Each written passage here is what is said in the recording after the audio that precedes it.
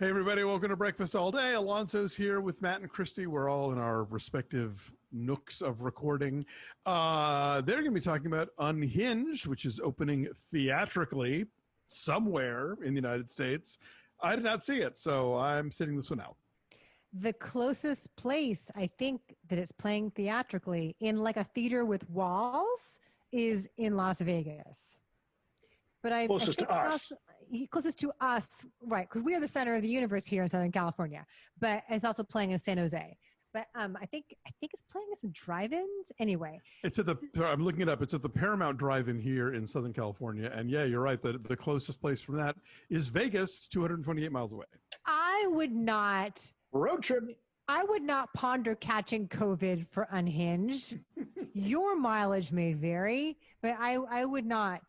What's interesting about this is that this was this much ballyhooed off the press release. This is the first film that will reopen cinemas back on July 1st.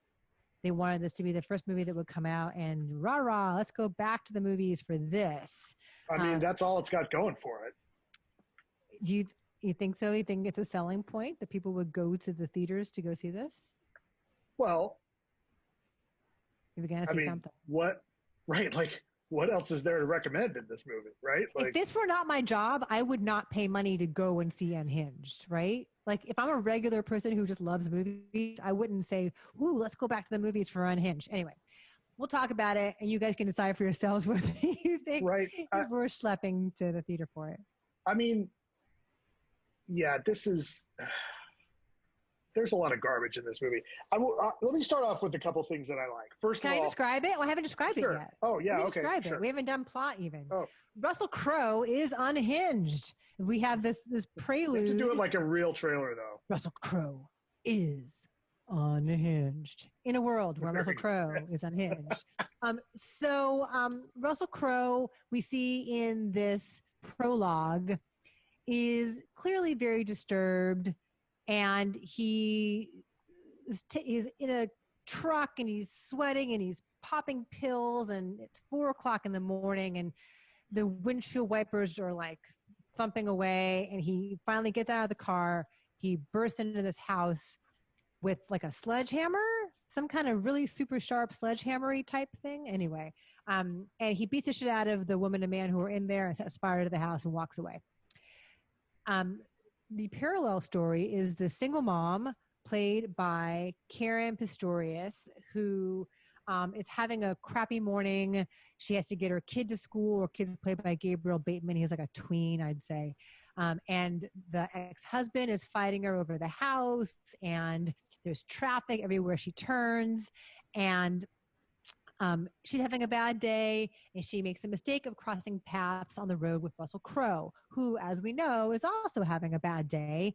And this encounter at a red light that they have with each other in no time leads into just full-on road rage, and he goes off on her. He kind of tries to toy with her a little bit when they catch up to one another at a light, and he's okay, so it's Louisiana. And he's kind of doing this like malevolent foghorn leghorn thing. Is that where it's set? Well, I want to talk about this because this is really important. And this was the lead of my review when I wrote about this for Ebert. Is the license plates all say America's heartland, but they don't specify a state. Nothing and no one specifies any kind of state. And in the opening titles, we had this whole montage of like death and violence and frustration and job losses and people rioting and beating each other up in convenience stores. And then part of this litany of just, general malaise is that the police are underfunded and that the police are understaffed. And that's crucial. That's fundamental. And it lays the groundwork for everything else that happens over the course of the film that Russell Crowe gets away with. But the license plates say America's heartland. And that is really the key to this, because what they're trying to say, Derrick Borte, who directed it, and Carl Ellsworth, who wrote the script, who also wrote like Disturbia and Red Eye and Last House on the Left, they're trying to say this could be anywhere. This could be in the safest, most wholesome, most idyllic parts of America. Well, and so at one point there's a turn to get on Interstate 56, which is not an interstate. because I looked it up. And then there's something about an Interstate 95, which goes up and down the East Coast. Yeah. Yeah. So this is not America's Heartland. This is Louisiana, land of the tax film production breaks. So, increasingly he's tormenting her. He's terrorizing her. He's omniscient and omnipresent. He takes over her life. He antagonizes everybody around her that she loves, puts her kid in danger. And basically it is just exploiting the sense of disenfranchisement and disconnectedness that so many people around the country feel, and using that sensation for cheesy B-movie jolts, for like exploitative thrills. And you could argue that that is the sensation that ushered in our current presidential administration, that feeling that like the regular man is getting screwed. And the movie is kind of on his side, Matt. The movie he's not a villain despite the havoc and the carnage. I mean, the movie sympathizes with him. I mean, he's been dealt a bad hand, right? You could argue they're trying to say here in the movie, I don't think this, but the movie seems to be suggesting he has gotten divorced. He's getting screwed in his divorce proceedings. He's clearly got some kind of underlying mental illness or instability for which he is taking medication. And is he also out of work possibly? So anyway, but there's a lot against him, and it feels like this is the America that he lives in, and it's not America's heartland anymore. I didn't feel any sympathy towards him. I felt like he's a guy who thinks he's right, but I didn't feel like the movie really gives him, like, lets him off for that. Partly because the first thing we see is he goes into, what we later find out is, and this is not a huge spoiler because it comes up so early in the movie, like he goes and he's killed his ex-wife in the house and burns the house down, right? And they say that he had a history of drug problems. He's clearly he's got an opioid addiction. Now what I will say is they might have well have, like the way this character is written and kind of shown on screen, they might as well have had him wearing a MAGA hat. Like, yes. Right. I mean, yeah, this is, but the only thing that's kind of fun is like, yeah, the driving scenes are pretty solid. From a technical aspect, it's competently made, but the script is fairly terrible. Yes. And what's this movie trying to say? And, again, like, I don't know that it necessarily lets him off the hook all that much.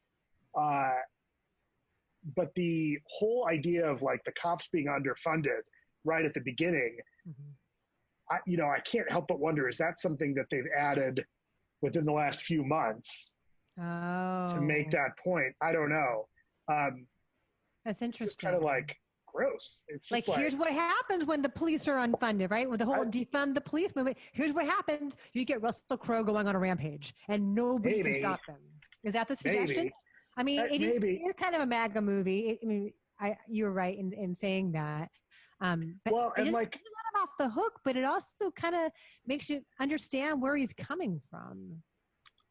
I don't agree. I'm interpreting the movie's perception of this character. Yeah, I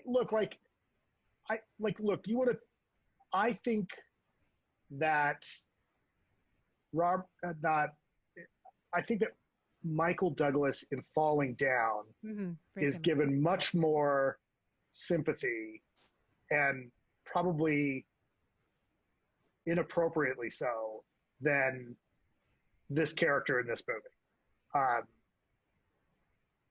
Also because Douglas could play a guy who there may be some shred of innocence or some shred of like decency, whereas you don't see that in the way that Crowe is playing Tom Cooper. Is that his name? Yeah, he keeps saying it. Tom Cooper. No, that's a fake name he made up. Oh, is it? Oh, yeah. No, he's just the man. Kind of like America's Heartland. He could be anybody. That he's very intentionally named the man. Yeah, the other which is very heavy-handed, I think. Right. The other thing, and this is what cemented it for me. And again, it's towards the end. There is a line that Pistorius has in this movie. And it's like, did that line come out of a totally different movie? Like, I don't know where that suddenly came in. That's like Can the pithy. Well, I'm not going to say it because it's towards the end. Okay. Right. It's a callback to the Courtesy Town. Yes. And it's like, where the fuck did that line come from? Well, they have Chekhov's hair cutting scissors, Matt. I thought of you when I saw that. That's not Chekhov's candy cane scissors. That's not a spoiler. There's a pair of scissors that are very important in this movie. Do not show candy cane scissors in the first act. Oh, my God. You're not going to use them in the second act. I was laughing and I thought of you. I know it's like your favorite thing. Chekhov's fill in the blank. And Caren Pistorius is totally That'll be my book. This. Yes. When I finally do a movie book, it'll be Chekhov's blank. Chekhov's blank. Do it. Yeah. So she's, it's a physically demanding role. She reacts to the increasing insanity with the appropriate levels of panic. She's fine. And Russell Crowe, can be legitimately menacing in this. It's everything from, he has that wonderfully deep, resonant voice, and he can use that quite effectively to, convey menace, to intimidate, to terrorize. But it's like when he's big, burly, bearded, rampaging Russell Crowe, then it's kind of unintentionally funny. At least in this movie. Like, I would buy him being that kind of character in a different movie that was better, like, had a better plot, a better story, a better dialogue. I think he's up for that. I just think this movie is not good. Why do you think Russell Crowe said yes to this movie? Oh. I don't understand it. Russell Crowe, we were talking because they didn't ask him to lose weight. I don't know. We were talking earlier about Mike White writing The One and Only Ivan and how, sometimes he does cash gigs. Like, Russell Crowe doesn't really do cash gigs. Like, I don't think he needs this. Like, I wonder if he feels ideologically aligned with what it's trying to say. I don't know. I'm boggled. I mean, look, I'm not going to try and analyze it, but this is a guy who has, at least in the news, been covered for having anger issues. Mm-hmm. Right? So maybe there's something that appeals to him in this character, but who knows? Like, I don't know, maybe he thought it'd be fun. Well, it wasn't. I mean, okay. You have to say, like, as an actor, being this kind of like, scary, like rampaging goon, like that could be fun to do as an actor. Maybe it's fun. I guess there's exactly, the couple of the car chases are decently executed, and the scene in the coffee shop with Jimmi Simpson as her lawyer / best friend is legitimately tense. Yeah, I mean, if nothing else, this movie teaches us always, always, always own a fast car. Right.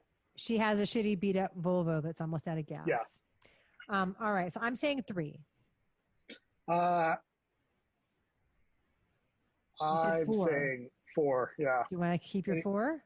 Yeah, I'll keep my 4. Right. Our numbers are 3.5. So if you feel so inclined as to visit a movie theater for a new release, this is it for you. Let us know how it goes. So thanks for watching. Like this video, subscribe to our YouTube channel. Sorry. Well, hello. Subscribe to our YouTube channel. Follow us at BeFastAllDay on Twitter, Instagram, and Facebook. And check out our Patreon page at patreon.com/BeFastAllDay.